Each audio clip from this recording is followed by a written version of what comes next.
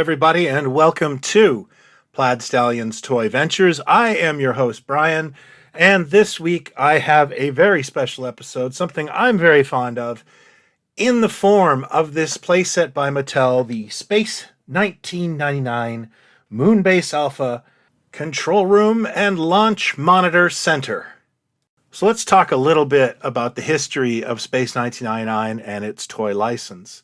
Space 1999 was the creation of Jerry and Sylvia Anderson. This was a UK-based company, and it was a syndicated show meant to capitalize on the popularity of science fiction at the time. Reruns of Star Trek were doing bananas business and syndication, so the folks at ITC decided to greenlight this production with two American leads in the form of Martin Landau and Barbara Bain. Along with all the publicity and ballyhoo for the show, as it was one of the most expensive things ever produced at the time, there was an ambitious licensing campaign. At that time, the kings of action figure licensing was Mego, who passed on the license. When I asked Marty Abrams about it, he just simply said, I couldn't have it all. Now, Mego would end up actually making Space 1999 action figures for Palitoy in the UK. I've done a video on that, and you can find the link here. The company that did pick up the Space 1999 license in the United States was Mattel. That was a bit unusual for them at the time. They were mostly concerned with creating their own brands, but they must have seen the business that Mego was doing with Star Trek and Planet of the Apes and thought it was a safe bet. The only issue they had was they didn't really have an 8-inch action figure body to use for the line like Mego did. Big Jim was far too muscular and didn't have any female characters at the time. So Mattel looked to another line, a girl's property called the Sunshine Family. The Sunshine Family bodies are more dolls than they are action figures, really. They don't have the same kind of articulation as a boy's figure usually did, and their hands really can't hold anything. The figures came with a comm lock and a stun gun, and they're nice accessories. They do hold them rather awkwardly. The Sunshine Family hands are not meant for gripping things, and that's a little bit of a flaw. I will point out that the stun guns look amazing in the hands of the Palitoy Space 1999 figures. Just saying. Nonetheless, Mattel went forward with 3 figures for the initial offering. These were the 3 principals of Season 1, namely Martin Landau as Commander Koenig, Barbara Bain as Dr. Helena Russell, and Barry Morse as Professor Victor Bergman. Each of the head sculpts are excellent likenesses of the actors. Mattel was always, the gold standard of sculpting in toys.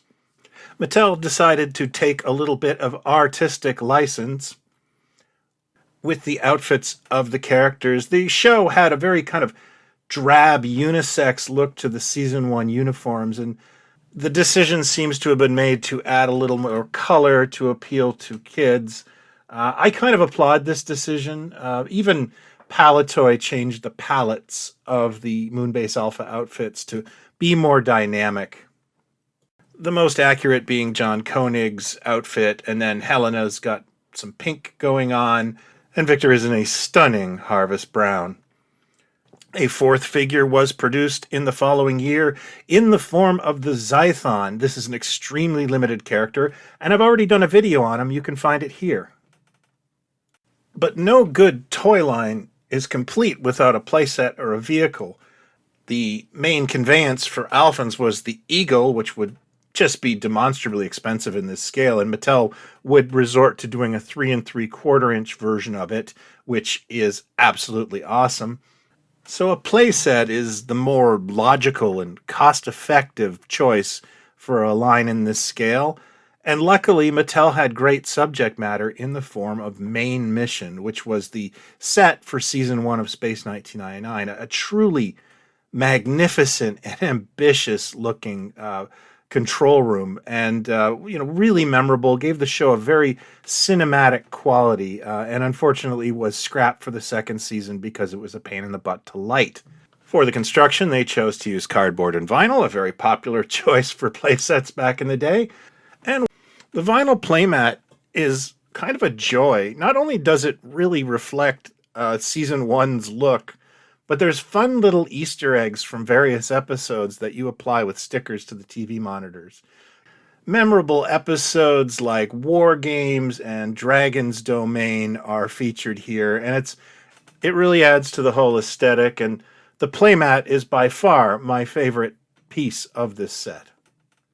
One of Mattel's other strengths as a company is that they always go back and look at old tooling and see if it can be recycled or reinvented for new toy lines, and this is absolutely no exception. The set comes with a console chair and a table, which I think come from probably Barbie, but they're quasi-futuristic looking enough that they fit right in on Moonbase Alpha. But the centerpiece of the set is the Star Flash computer console with chair. This is likely where the whole launch center in the description comes from. The Star Flash computer is made up from tooling from Mattel's 1960s toy line Major Matt Mason. It is two pieces from the Space Station playset. It is made up of the Space Control Center, and its base is actually the flashing space radar beacon that was included with the set. And they've combined that so that the computer actually lights up and flashes. It's actually quite innovative in its recycling. You're in space, 1999, with the crew of Moonbase Alpha Command Center. Commander Koenig, Dr. Russell, Professor Bergman. Alien ship on radar. Astro Flash computer confirms enemy attack.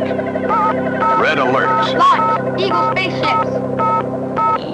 The Astro Flash network beams in the alien's position. Lasers ready. Eagles, fire!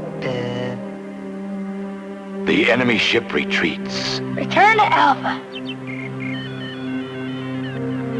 Space 1999 Moonbase Alpha Command Center and Astro Flash computer comes with the commander, doctor, and professor. Only from Mattel. The gimmick with the Star Flash computer is that the main screen, or the cylinder, is a transparency, and in the base is a blinking light bulb. Very similar to what you find in a pinball machine. You combine these two, and it looks like the computer is lighting up and flashing. It's a 1976 computer gimmick. Primitive now, pretty cool back then. I could not find a pinball light bulb replacement in time for this video, so I just picked up something from the Halloween store. It's way better than what really would have happened. There was no way we would have had this kind of, strobing effect, but nonetheless, it's still really cool and effective. There are two known versions of the Moonbase Alpha playset. There is the regular edition, which is just the playset itself, and there is the deluxe set that features all three of the principal characters. This is the deluxe set that I'm holding. The packaging on mine is a little different. It just has a sticker stating it includes 3 figures. There is actually a pre-printed box. So there's 3 known variations, and I assume there is a 4th Canadian version of this, but as of this filming, I have not seen one. Mattel would offer the Space 1999 figures and playset for 2 years, discontinuing it by 1978, and that's because the series itself was canceled and we were on to the next thing. The figures enjoy popularity on the secondary market, but they are far less desirable than their Palitoy counterparts, probably because they are just a little bit doll-like. However, I think this playset is gangbusters, and I personally used to have one set up with my Palitoy figures. It's perfect for Mego scale figures. It's actually better, as I find these figures are a little too tall. For me, it totally redeems the Mattel line. I think this is just a great set, and you combine it with that amazing eagle, and you think, we didn't have it so bad, did we? What do you think of Space 1999 toys? Do you collect them? Let me know in the comments below, or you can hit me up in our Facebook group, Pod Stallions. That's it for me this week, folks. I hope you've enjoyed it. If you're new to this, please consider hitting like and subscribe. If you're not new to this, please consider sharing it. It really helps me out. That's all for now, so be well and talk toys, not others. Cheers. And hey, if you like what I do on this channel, please consider checking out my magazine, Toy Ventures. We're on our 8th issue, and it's a celebration of toys from the 60s to the 1990s. Each issue is full-colored and jam-packed with information. And hey, if you want to write for us, drop us a line. Thanks for looking.